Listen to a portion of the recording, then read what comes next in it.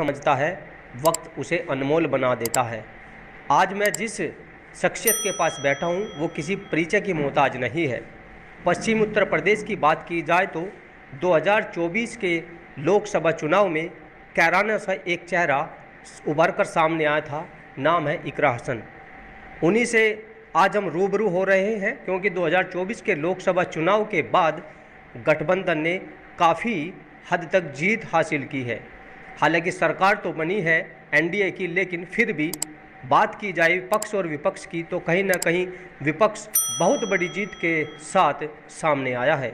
इस वक्त मेरे साथ कैराना से नव निर्वाचित सांसद इकरा हसन मौजूद हैं, उनसे बात कर लेते हैं। न्यूज़ 24 आपसे जानना चाहता है कि आप सांसद बनी हैं, इससे पहले किस तरह की दिक्कतों का सामना आपको करना पड़ा है?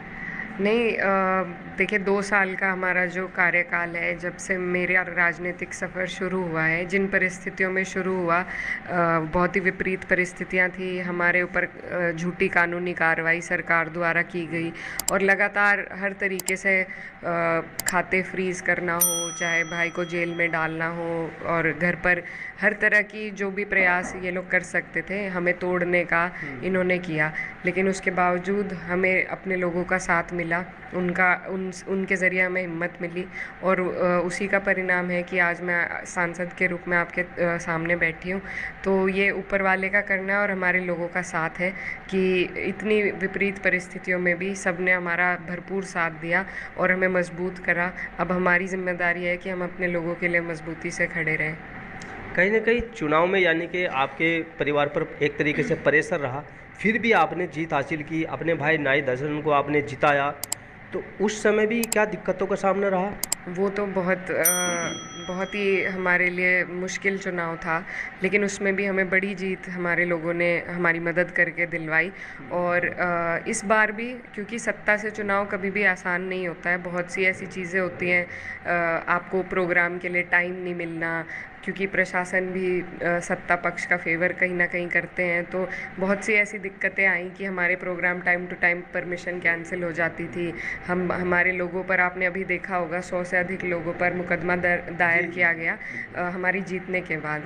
मेरा यही सवाल है कि जब लोग लोकतंत्र का जश्न मनाने के लिए वोट डालने जाते हैं, उसके बाद जब उनका वोट कामयाब होता है तो सभी लोग खुशी मनाते हैं। ऐसा कोई यहाँ पर हुड़दंग नहीं हुआ, कोई हमने रोड शो नहीं किया।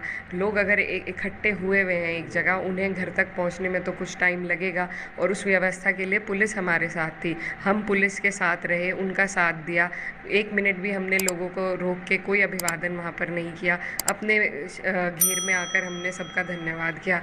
उसके बावजूद हमारे लोगों पर जिस तरीके से कानूनी कार्रवाई प्रशासन द्वारा हुई है, तो ये बहुत निंदनीय है। खास इससे साफ जाहिर होता है कि सत्ता के दबाव में लोगों पर कार्रवाई हुई है। अगर मेरी जगह यहाँ पर भाजपा के सांसद होते तो मुझे पूरा यकीन है कि ऐसी कोई कार्रवाई उनके समर्थकों पर नहीं होती। तो पहले ही दिन से मनोबल तोड़ने का ये प्रयास है, पहले ही दिन से हमें घेरा जा रहा है, हमारे लोगों को घेरा जा रहा है, मनोबल हमारा तोड़ा जा रहा है। लेकिन ये 2-3 साल से चल रहा है। अगर हिम्मत टूटनी होती, अब तक टूट चुकी होती, तो जैसी भी परिस्थितियाँ हैं आज तक सामना करते आए हैं, आगे भी करेंगे, ईमानदारी के साथ अपनी मेहनत करेंगे। हाँ इकरा जी, आपने सवाल रखा है पब्लिक के सामने कि आप सत्ता में आ गए तो आपके जो समर्थक थे उनके ऊपर मुकदमा दर्ज हुआ। 10 साल के पीरियड में बीजेपी कई बार सत्ता में आई, क्या आपको जानकारी है कि किसी भी समर्थक पे जीत के दौरान जब जश्न मनाया गया बीजेपी के कार्यकर्ताओं द्वारा, उन पर कभी किसी पर मुकदमा हुआ? जी नहीं, इसीलिए मैं आपके सामने रख रही हूँ, क्योंकि हम जीते हैं लेकिन हमारी सरकार नहीं है, ना ऊपर है ना नीचे है। तो जो विपक्ष के लोग जीते हैं, सहारनपुर में भी एक मुकदमा इसी तरीके से हुआ है। तो ये लोगों को ये दिखाने की